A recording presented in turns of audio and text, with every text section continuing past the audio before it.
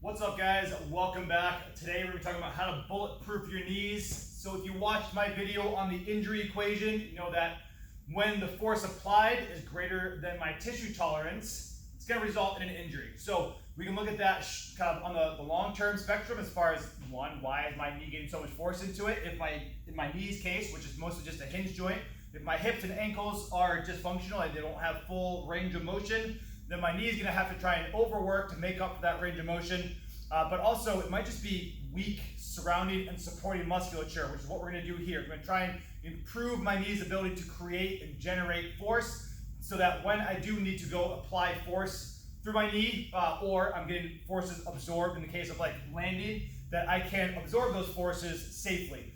So we're going to be looking at 2 strengthening exercises and 2 stability exercises that are going to cover quads, hamstrings, adductors, and glutes, which again is just kind of all this upper, at least, supporting musculature. So the first one we're going to look at is a reverse sled drag. So what we're going to be looking at here is building up some quad strength. So I've just got a prowler sled, just an upright sled with some handles attached here. If you have a lower, like on the ground sled, something you can drag, whatever it may be, you can just tie something through a plate. I've used tires and tossed a plate on an old tire and strapped a strap to it.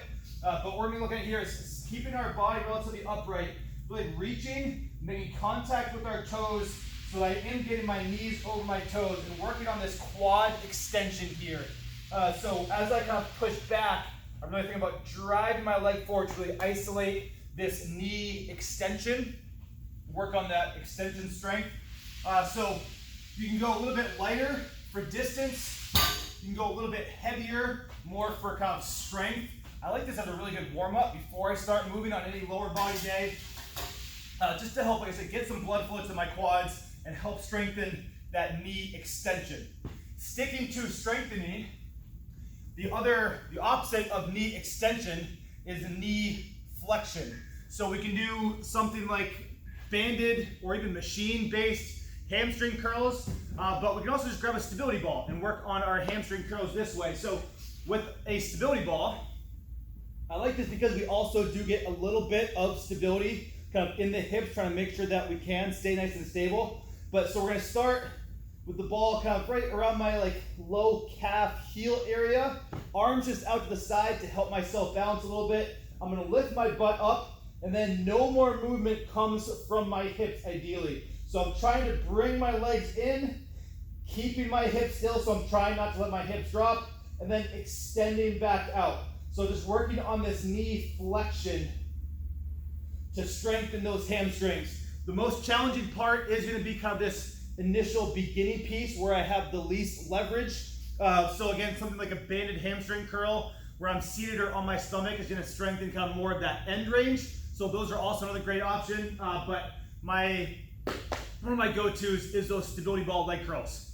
Our third move, going to be a little bit more stability oriented, working on our adductors, which are kind of this internal muscle group that's action is responsible for bringing my leg closer to the midline, but its function a lot of the times is stability. So when I'm standing on one leg, whether I'm cutting, jumping, stopping, it's kind of helping keep my leg nice and stable. So one of my favorite ways to develop adductor strength and stability is a Copenhagen plank. So I'll show you kind of the easier version first, and I'll show you how to make it a little bit harder. So the easier version, bent leg on a bench.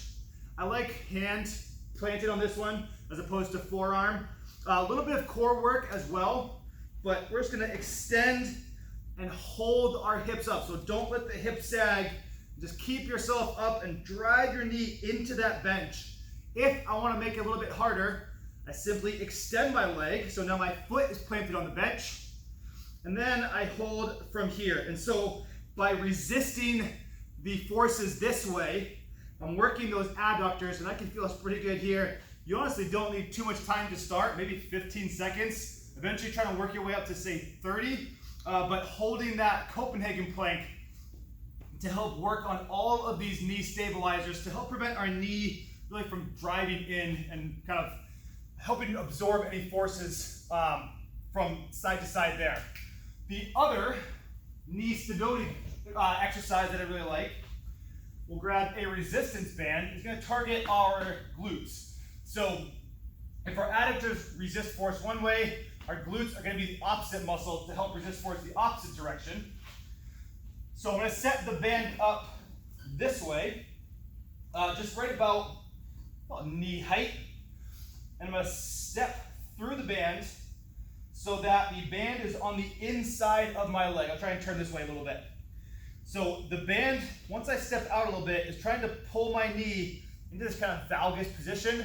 I'm using my glute to help make sure my knee tracks right over my toes. So if I'm facing dead straight ahead, my knee is going to be right in line with my toes. It's not getting pulled in.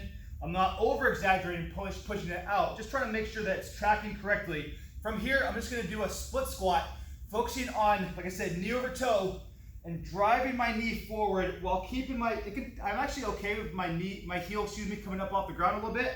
Get a nice little deep stretch, and then coming back up. So these deep split squats are also going to work on improving my hip extension. So hip health is going to help my knee health. But by strengthening my glutes with this force coming from the medial side, I can work on stabilizing my hip, making sure my knee can track right over my toes, building a little bit more quad strength, but primarily working with this band, at least, on resisting forces.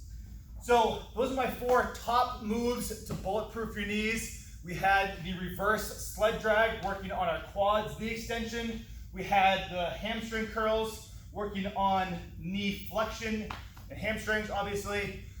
We had the Copenhagen plank working on our adductors.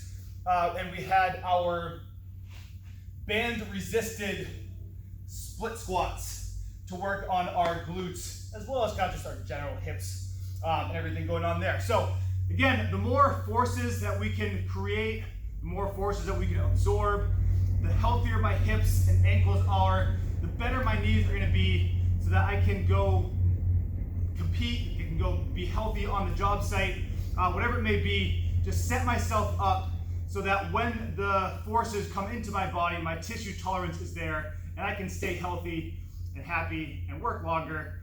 So that's all I got for today. Thank you guys for watching. Don't forget the usual, like, subscribe, all of that stuff. If you know somebody that's been having knee issues, send this video their way and see if we can't help them out a little bit. So again, thank you guys for checking out this video.